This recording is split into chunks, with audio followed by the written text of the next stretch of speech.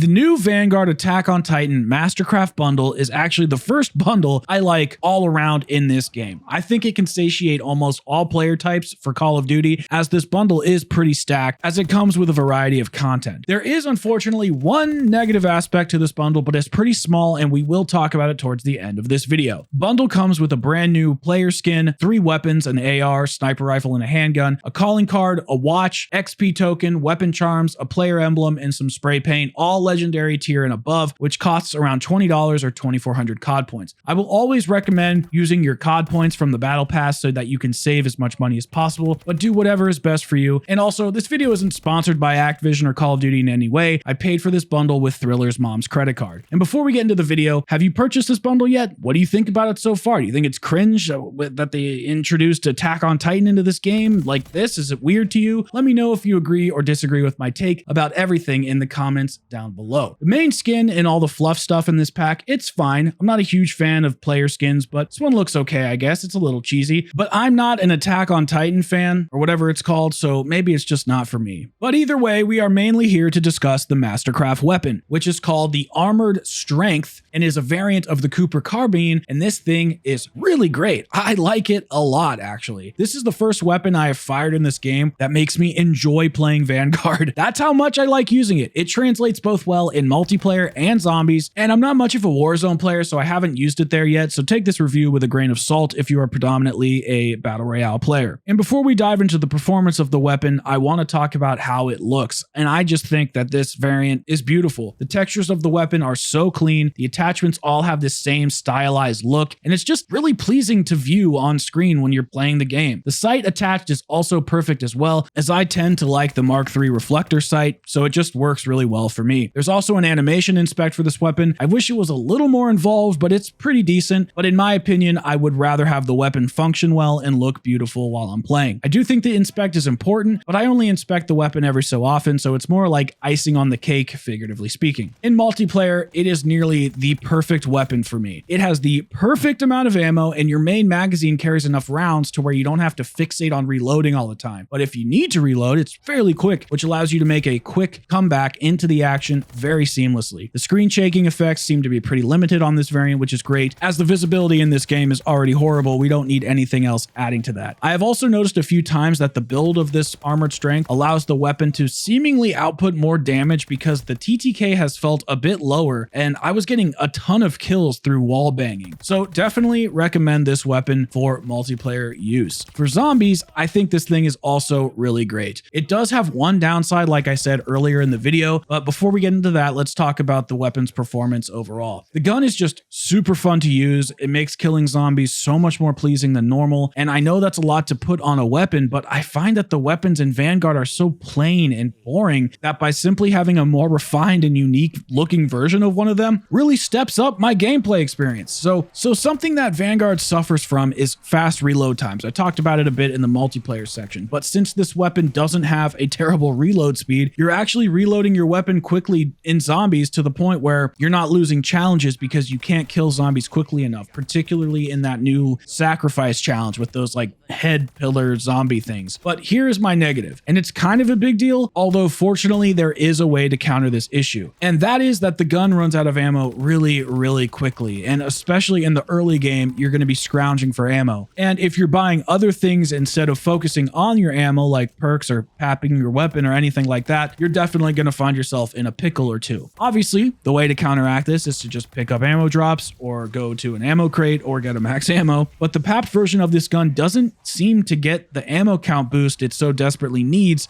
which is a major shame because the multiplayer version of this weapon is absolutely perfect. All 3 Pack-a-Punch camos look insane on this weapon in particular. Still wish they would glow, but it is what it is. And I do think that tier 3 is probably the best looking on this Cooper carbine variant. All in all though, I think this is a good package and a good bundle. I do wish there was a way to earn it in game without having to pay the exorbitant $20 price tag. This is almost as much as the game costs on sale as of now, which is a testament to just how worthless these new Call of Duty titles are becoming. But again, I have no problem paying for microtransactions if they are worth it, and I think this one is worth it. Maybe it would be a better value at like $5 or $7 tops, which is why I said save your COD points from the battle pass if you have them.